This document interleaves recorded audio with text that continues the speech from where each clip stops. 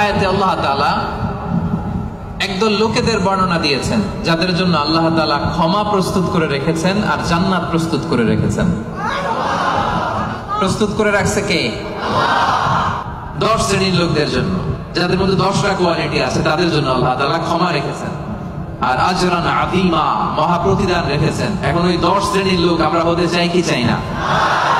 সবাই চান? এই 10টা অ্যাট্রিবিউট, 10টা বৈশিষ্ট্য যাদের জন্য আল্লাহ তাআলা ক্ষমা প্রস্তুত রেখেছেন, যাদের জন্য আল্লাহ তাআলা আজরান আযীমা, মহা প্রতিদান রেখেছেন, ওই 10 শ্রেণীর লোক হতে আমরা চাই কি চাই না? চাই। তাহলে মনোযোগ দিয়ে শুনুন।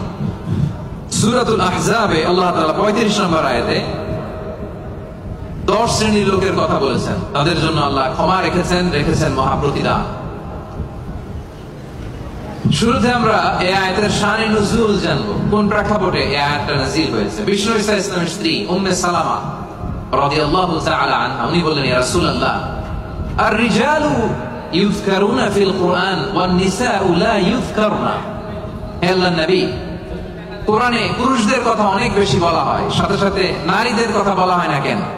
নারীদের অভিযোগ আছে না নাই? এক বর্ণনায় এসেছে আম্মাজান উম্মে সালামা রাদিয়াল্লাহু তাআলা আনহা, আরেক বর্ণনায় এসেছে আরেকজন নারী। তারা এসে বললেন, ইয়া রাসূলুল্লাহ, ইয়া হাবিবাল্লাহ, আর-রিজালু ইউযকারুনা ফিল কুরআন ওয়ান নিসাউ লা ইউযকারনা।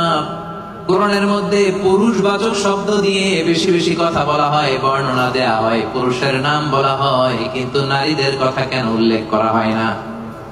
এই প্রশ্ন যখন বিশ্বনবীকে করা হলো, নারীদের মনকে ঠান্ডা করে দেবার জন্য তাদের এই প্রশ্নের প্রত্যুত্তরে আল্লাহ তাআলা আয়াত নাযিল করলেন, ইন্নাল মুসলিমিনা ওয়াল মুসলিমাতি ওয়াল মুমিনিনা ওয়াল মুমিনাত। পড়েন সুবহানাল্লাহ।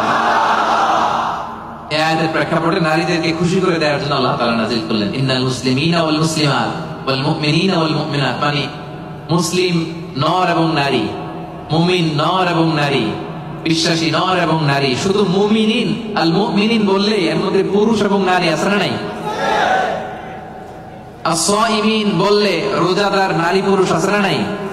কিন্তু আল্লাহ তাআলা শুধু মুমিনিন বলেই ক্ষান্ত হন নাই। মুমিনের পাশাপাশি আল্লাহ বলেছেন মুমিনাত, মানে মুমিন নারীরা। ওই যে নারীরা বেখুশি, নারীরা অভিযোগ করেছে যে আমাদের নাম নাই না কেন?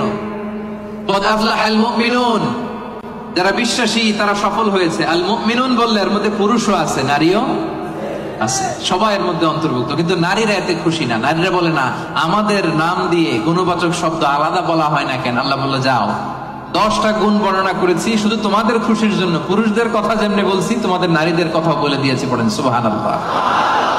এজন্য আল্লাহ বললেন, ইন্নাল মুসলিমিনা ওয়াল মুসলিমাত, মুসলিম নর ও নারী, মুমিনিন ওয়াল মুমিনাত, বিশ্বাসী নর ও নারী, কানিতিন কানিতাত, অনুগত নর ও নারী, সাদিকিন সাদিকাত, সত্যবাদী নর এবং নারী, সাবিরিন সাবিরাত, ধৈর্য ধারণকারী নর এবং নারী, খাশিঈন খাশিআত, বিনীত নর এবং নারী, মুতাসাদ্দিকিন মুতাসাদ্দিকাত, দানশীল নর এবং নারী, সাইমিন সাইমাত,